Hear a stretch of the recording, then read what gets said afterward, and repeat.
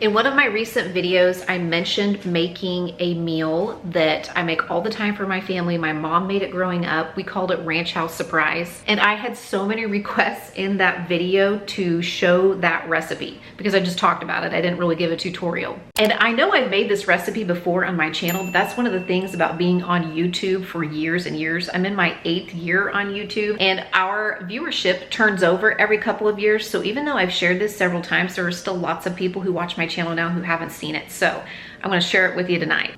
When my mom made this back when I was a kid, it was basically 5 ingredients: a pound of ground beef, a can of rotel, that's diced tomatoes with green chilies, some shredded cheddar cheese, and then a can of ranch style beans and a can of Spanish rice. Yes, I said a can of Spanish rice because it used to come in a can. Later on, she would just buy the package like from Knorr or Rice-A-Roni and make it up according to the package directions. I actually don't have any Spanish rice on hand, so I'm just gonna use white rice with a little bit of tomato paste and seasoning. So I've already browned up my ground beef and I'm adding 3/4 of a cup of white rice. And to that, I am going to add about a tablespoon of tomato paste and then some of this pinto bean seasoning, probably about half a teaspoon or so. But you could just use like a little taco seasoning if you had it, or even just some chili powder, cumin, garlic salt. That would probably work pretty well. Once I have browned that rice and stirred those seasonings in for about a minute with the cooked beef, I'm gonna add my diced tomatoes with green chilies and these ranch style beans. And my mom used this specific brand, but you can buy chili seasoned beans in the off brand. And then I need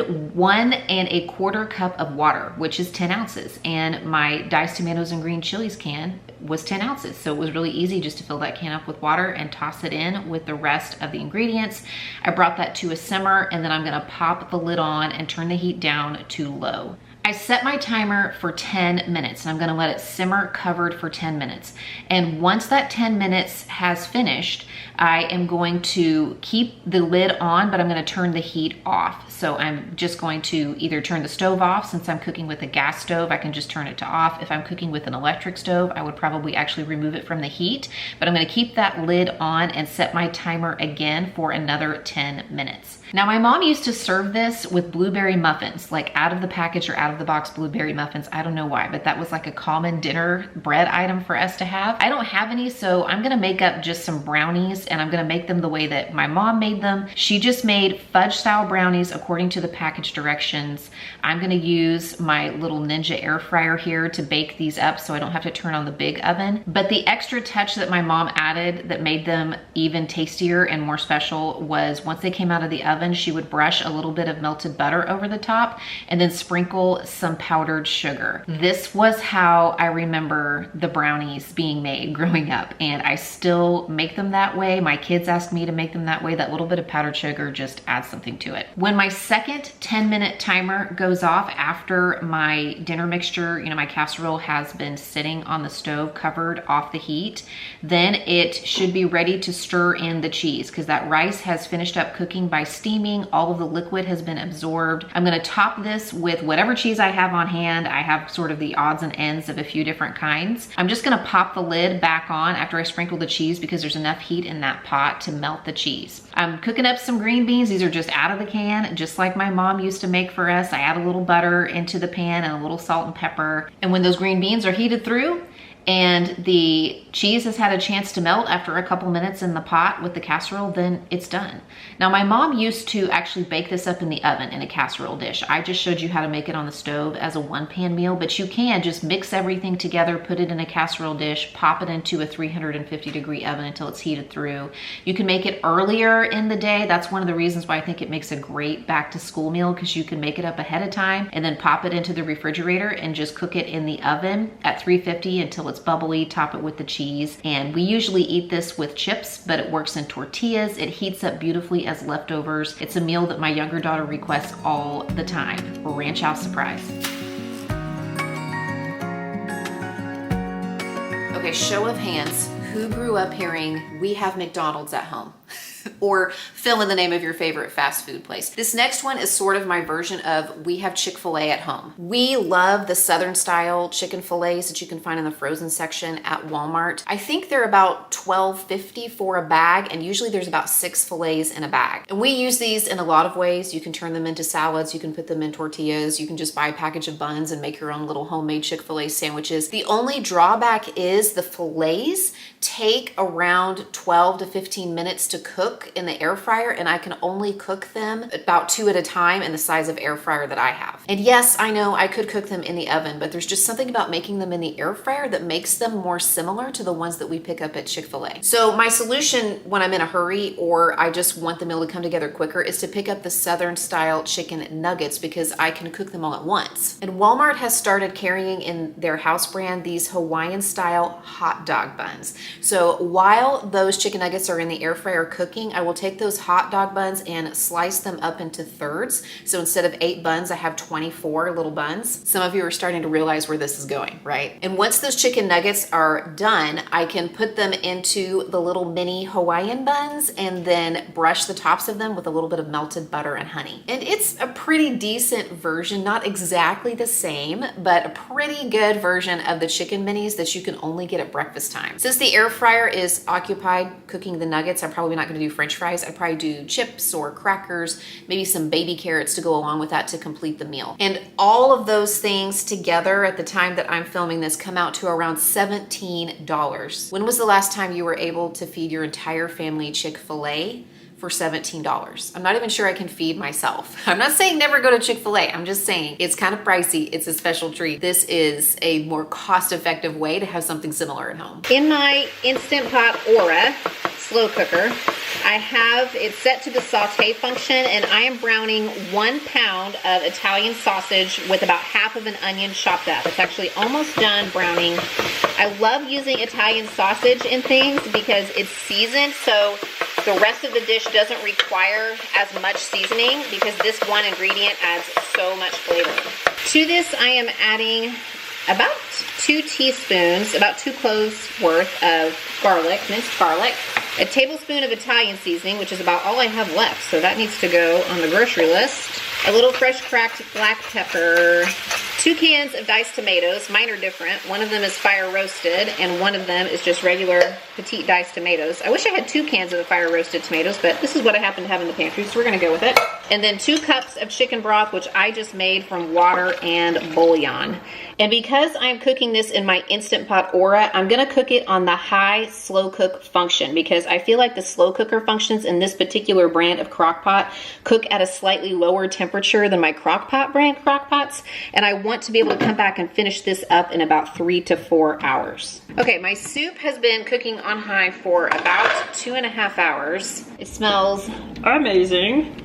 And now I'm going to stir in 1 9-ounce package of cheese tortellini. And these are actually the fresh kind that come in the refrigerated section. You could use frozen tortellini. You would just want to use half of a 20-ounce bag, and it will take longer for them to cook in the soup. And I'm also going to stir in 3/4 of a cup of heavy cream and 1 cup of fresh grated Parmesan cheese. This recipe also calls for fresh spinach, and I'm going to add a few handfuls of that. You could leave that out if it is, you know, not your thing, but I'm gonna go ahead and put it in here as well. And I'm gonna pop the lid back on this and let it continue cooking on high for about 15 minutes or so, probably just 10 to 15 minutes until the tortellini are done cooking, and then it will be ready to serve. Tonight I plan to make some kind of Greek or Mediterranean style gyros with chicken. So I'm gonna get some chicken going in the crock pot so we can throw that dinner together later. It'll be super easy to just come up with the rest of the stuff to go with it. I'm doing something a little bit different today. I'm gonna use half chicken breast and half chicken thigh. So I have some boneless, skinless chicken breasts in here, and then I have 4 little chicken thighs that are bone in, skin on. So after this cooks, I'll have to remove the skin and the bone, but I really want the fat and the flavor from the darker meat chicken to help, you know, season and flavor the leaner meat. So I'm gonna start with just a little salt and pepper, some oregano. I'm probably gonna use a few teaspoons of this. I wanted fresh dill, but they were out at my grocery store, so we're just gonna use about a teaspoon or so of dried dill. I'm gonna do a little garlic, minced garlic. This was also a substitution at the grocery store. They gave me the one that's already diced up instead of just the whole garlic cloves. Red wine vinegar.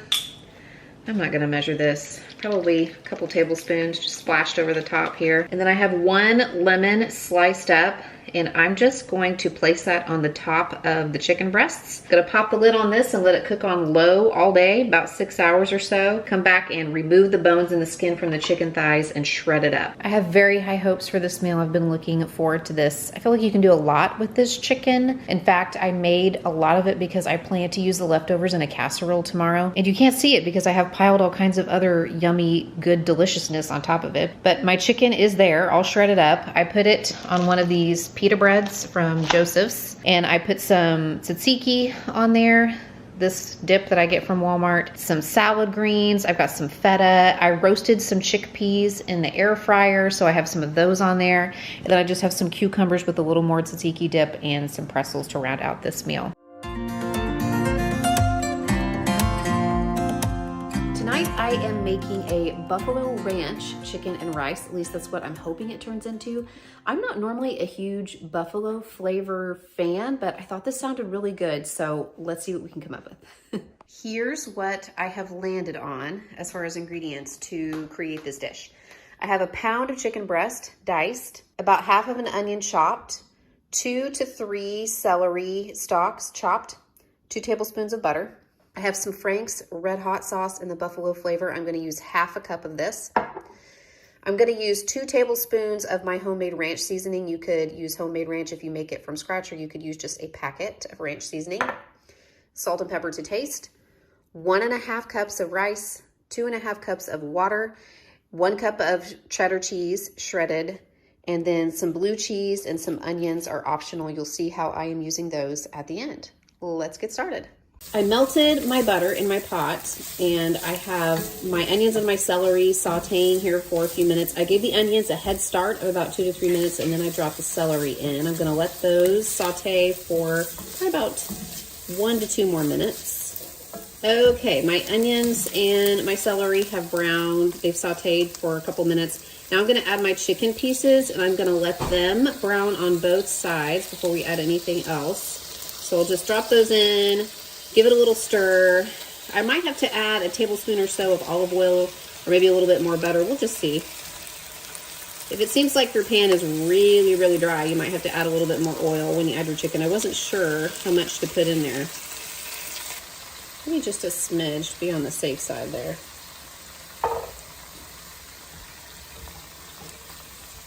Okay, my chicken has browned sufficiently. I'm not worried about it cooking all the way through because we're gonna add the rest of the ingredients and bring the whole pot up to a boil, so it will finish cooking then. So I'm gonna go ahead and season this with 2 tablespoons of my homemade ranch. As I said, you could use just a packet of ranch mix if you want. A little salt and pepper. Gonna add my rice, my hot sauce, and 2.5 cups of water.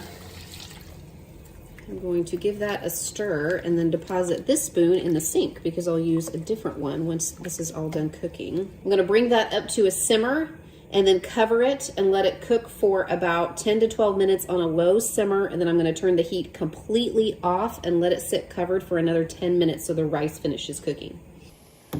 All right, this is done. I let it simmer for about 12 minutes and then I left the lid on, but I turned the heat to the stove off, and now the chicken is done cooking, the rice is done cooking, and I am going to add 1 cup of shredded cheddar cheese. I'm just gonna stir that in, and then it will be ready to plate up, and I've got just a few little extras to put on top here as well. This smells amazing. This smells so good. Okay, I am just going to finish this off with a little bit of chopped green onion and some crumbled blue cheese. People either love this or hate this, which is why I leave it to the end because it's optional. No, this is not moldy cheese. It is blue cheese. My husband and I really like it. The kids really don't care for it, so we probably leave it off of their bowls, but there you have it. Cheesy ranch buffalo chicken and rice casserole. have some chopped up bell pepper and onions. And I just gave my bell peppers a rough chop, and then I put them into my little rotary chopper so that I could chop them really, really quickly and get a little arm workout. Those are sauteing with just a little bit of olive oil. And I'm going to add to that, to brown along with them, a pound of ground beef. I want to brown this all together until the beef is fully cooked and the veggies are starting to soften. And at that point, I am also going to add about a tablespoon or so of minced garlic and let that saute the last minute or so that these things are cooking together. Now that my meat and my veggies are sauteed or browned, I'm going to add about 2 tablespoons of ketchup. 1, 2, about a tablespoon of Worcestershire. And this is a cup of beef broth, and I actually heated it up in the microwave for a couple of minutes while the veggies and the meat were cooking here, so that I wouldn't be adding cold broth to my pan and cooling down my pan, which would then take longer to make the meal because the pan would have to come back up to heat. Salt and pepper to taste. And now I'm adding a cornstarch slurry, which I made from 2 tablespoons of cornstarch and 2 tablespoons of water, and it's got a few pieces of garlic in it because I used the spoon that I used to get the garlic out of the jar to stir it up. I don't want to have to do more dishes than I have to, you know? I'm just going to stir that in, and I'm going to let this simmer for just about 2 to 3 minutes or so until it is thickened up. Now, there are lots of directions that I could take with this meat sauce. I could serve it over mashed potatoes. I could boil some egg noodles, cook some egg noodles while I'm making up the sauce and serve it over egg noodles. I am actually going to put it onto toasted hamburger buns and then top it with some mozzarella cheese. And I'm thinking it's gonna be almost like a Philly cheesesteak style sloppy joe. Kind of like that's sort of the vibe that I'm getting from this. And then I'm just gonna chop up some fruit and maybe hunt down some chips or crackers or something like that from the pantry to put alongside it, and that will be it. Dinner in a snap. This is a little like 5 or 6 ingredient meal that comes together in less than 20 minutes. These are the ingredients right here. I've got a pound of ground beef. I'm gonna use a cup of salsa. You could also use 1 10-ounce can of diced tomatoes with green chilies, 4 ounces of cream cheese, a packet of taco seasoning or about 3 tablespoons of homemade, and then I'm using a family-sized package of tortellini. I love the meals that use tortellini for quick meals because it cooks very, very quickly. Fresh tortellini only takes about 3 to 5 minutes once you bring a pot of water to boil. So I have browned my ground beef, just cooked it through, and once I get my tortellini cooking in a big pot of salted boiling water, I'm going to add my salsa, my taco seasoning, either a packet or about 3 tablespoons worth of homemade seasoning, my cream cheese, and then I need about 1 cup of water. This is a 16-ounce jar of salsa, so I filled it up about halfway with water, which would be 8 ounces or a cup, and that helped get some of the rest of the salsa out of the bottom as well. I want to stir that all together over medium-low heat until the cream cheese is melted and the ingredients are incorporated. And by then my tortellini is done because that only takes a couple of minutes of simmering the sauce. Before I drain the tortellini though, I want to add a little bit of that salty pasta water to thin this out. It just sort of depends on, you know, how thick or thin you like your sauce or how much cornstarch is in your taco seasoning. I do put cornstarch in my homemade seasoning, so I do have to include some liquids and water in my sauces. After I drain the tortellini, I'm just putting it back into the pot with the sauce, giving it a gentle stir so that I don't totally destroy the tortellini. You have to be gentle with those. And then it's done. That's it. Seriously, this takes less than 20 minutes. It's a delicious dinner. I just do some like steam in the bag veggies or maybe a green salad if I have salad fixings lying around. And that's it. Really tasty, delicious, easy, limited number of ingredients. Great for back to school. I purchased some frozen veggie fried rice just from the freezer section at Walmart the other day, and it is in the microwave as we speak.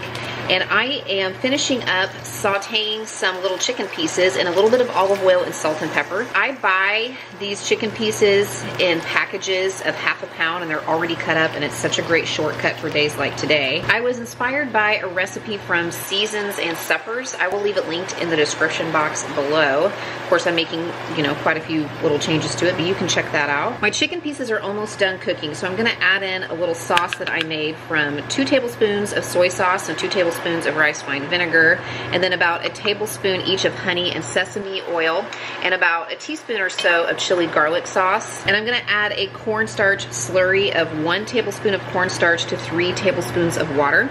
And I just want to bring this up to a simmer and let it simmer until the sauce starts to thicken and the chicken is done cooking. It will probably only take a few more minutes.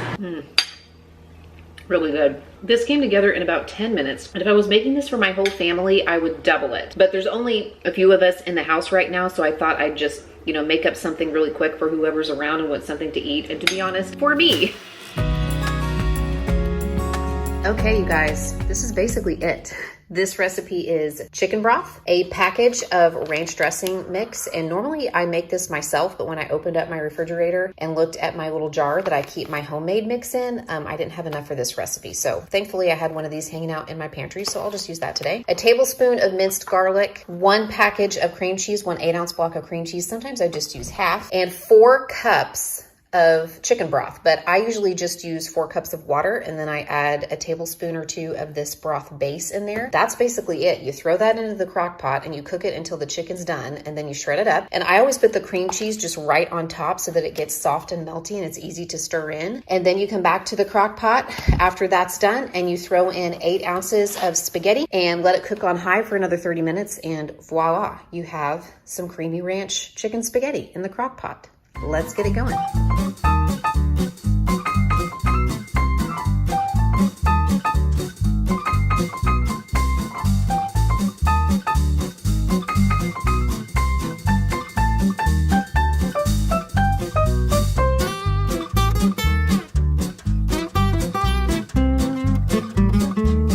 A little bit of a late start on this today, so I'm actually going to let it cook on high for about 90 minutes to 2 hours, and then I will bump it down to low for the rest of the time until I'm ready to add in the pasta. That's a trick I use sometimes with crockpot recipes if I'm getting a late start, because I would normally cook things on low. I mean, it is a slow cooker. I want things to cook slow, but if I'm pressed for time, I'll cook it on high for a little while just to give it a jump start, and then I'll bump it down to low to finish cooking.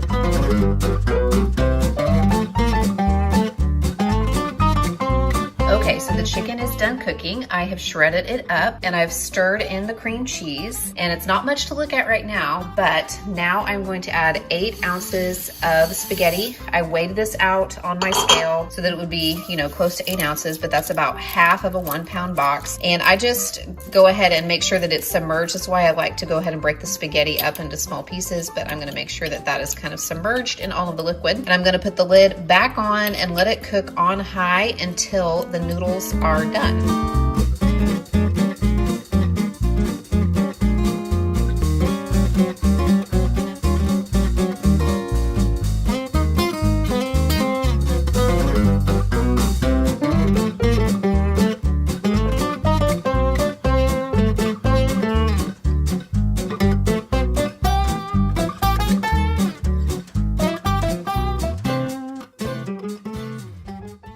I am getting this French onion beef casserole together. It's from a website called Burley's Kitchen. I'll leave it linked in the description box below, and it's going to come together super fast. While I am browning this pound of ground beef, I also have a pound of egg noodles cooking on the stove next to me. I'm just going to cook those to al dente. I don't want them to quite finish cooking. After I'm done browning the ground beef, I'm going to add 1 tablespoon of Worcestershire sauce, 1 can of cream of mushroom soup, and 1 16-ounce container of refrigerated French onion dip. I'm also going to add just a smidge of milk to thin it out just a little bit. After I stir the noodles into this, I'm going to pour it into a 9x13 pan. I'm using a disposable one since I'm taking it to a luncheon. The recipe calls for Gruyere, which is a little bit pricey, and I am going to use the Gruyere. I got a 7-ounce block for around $7 at Walmart, but I thought about using Gouda or Swiss instead as a less expensive option. That is going to be in the oven at 350. The directions say to bake it for around 15 minutes.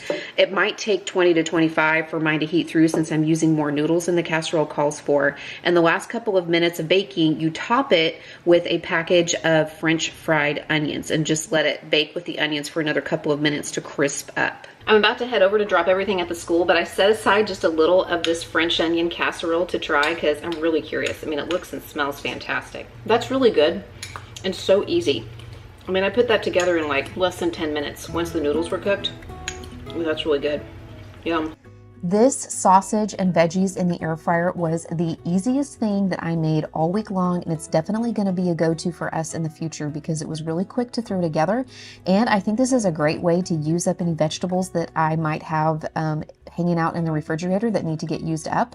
So I am using some of this smoked chicken sausage. This came in my imperfect box. I'm also going to season my veggies with just a little bit of olive oil to help the seasoning stick, and some of this Tony's seasoning, which I picked up at Dollar Tree for $1 a while back.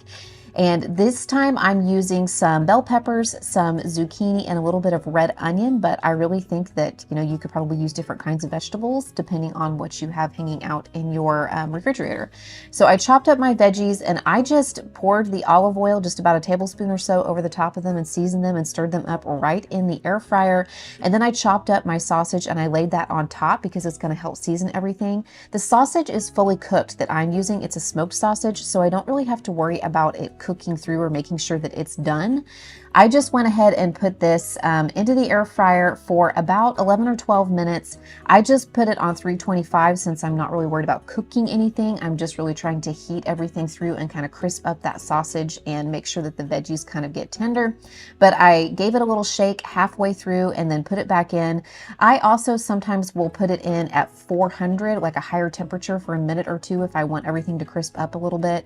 But this was so flavorful and easy. Like I said, the sausage kind of helped season everything. I put it in some tortillas for my kids because, let's face it, my kids will eat anything just about if it's in a tortilla. And for my husband and myself, I just made a little bit of rice and also had some kind of like fajita style fixings on the side to go with it. But just really easy meal using stuff that I typically have on hand. Tonight I am making something that I used to make all the time, but I think it's been several months, if not over a year, since I've done this. It is called pizza braid. This is pretty much it right here, you guys. I am going to use this pizza crust, and I find this in the same place where you find biscuits and crescent rolls. So you need one of these. You could do two if you want. I'm just making one tonight because I only need to feed myself and the children, and this will make enough for the 4 of us. You can put whatever kind of toppings you want in it. This time I'm going to keep it pretty simple and just do pepperonis and mozzarella cheese. Normally I would just grate up a block like this and use that, or use some already grated mozzarella cheese, but I have this one in my refrigerator that came in an imperfect box recently, and I want to use it, so I'm going to kind of chop that up into little pieces to be able to sprinkle that in my pizza braid. And for the sauce, I'm just going to take a few tablespoons of this tomato paste and add a tablespoon or 2 of water, just kind of reconstitute it until it's like a sauce mixture. You could use a marinara if you want. You could use fresh tomatoes. You could use like a can of diced tomatoes and maybe puree a little bit of it. You could leave the sauce out. It's up to you. One of the things that I like about this particular thing is that it's really versatile. I have done a taco version before with ground beef and beans and cheddar cheese. I've done a chicken one before with Alfredo sauce and mozzarella and chicken. I've even done kind of a Hawaiian barbecue one before with some leftover pulled pork and pineapple and barbecue sauce. So we're going to keep it simple tonight, but the idea is the same. So let me show you how I actually create the pizza braid, and then one little extra thing that I add just to make it even yummier. Okay, first off, the part that none of us likes. There we go. Got my crust here. I'm gonna just get it out of the tube, just like so. I've got my parchment paper here. I like to roll my crust out a little bit thinner. You can see that it's really pretty thick right now, so I'm gonna sprinkle just a little bit of flour on this, and I'm gonna roll it out just a little bit thinner so it will make a nice long pizza braid here. So I have my pizza cutter here, and what I'm gonna do is make little strips from the outer edge towards the middle, but not all the way across the middle like so. And I'm gonna go down both sides of the dough here. I just like to turn it around like this, boop, since I'm right-handed. It's okay if they're not perfectly even. We're not into perfection in this house. I just don't have time for it in this season of my life. Okay, I've got my sauce right here. I didn't bother seasoning it because the pepperonis I think are gonna be plenty salty. I'm just gonna put that right down the center. This is where all the toppings are gonna go. Got my mozzarella here that I just kind of gave a quick chop to, so it would be just in little clumps. Put that all down the center. And I only had to use about half of my mozzarella and half of my pepperonis. That's gonna be plenty for this. Then I've got my pepperonis here, and I like to chop mine up into little pieces just because I think it makes it easier to spread them out more evenly. As I said, if you bought one more pizza crust, you could make 2 pizzas with the pepperonis and the cheese that I showed you. And then to make the braid, all I do is I alternate folding the dough across like so. Basically, you're making a calzone or a stromboli.